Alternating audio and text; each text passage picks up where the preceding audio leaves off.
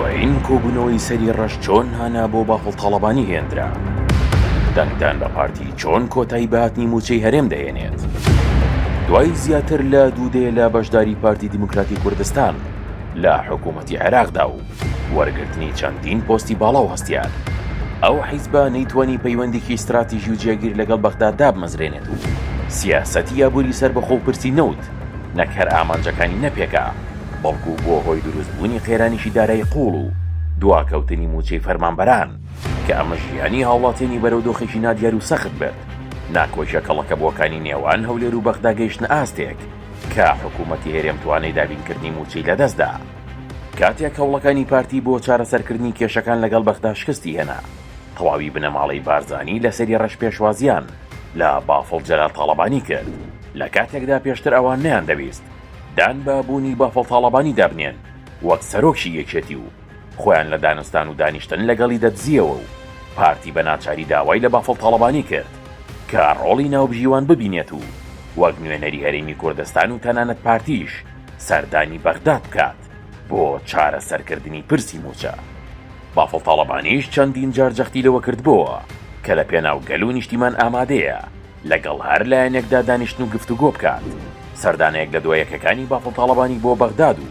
کۆبوونەوەکانی لەگەڵ سەرۆک وەزیران و بەرپرسانی باڵای عێراق بۆ هۆی کردنەوەی گرێکشوارەی کێشەکان و هەوڵەکانی سەرۆکی یەکێتی دەرەنجامی ئەرێنی هەبووە و ڕێگە خۆشکار بوو بۆ گەیشتن بە لێکتێگەیشتن لەگەڵ حکوومەتی فیدراڵی بۆ ناردنی موچی فەرمانبەرانی هەرێم.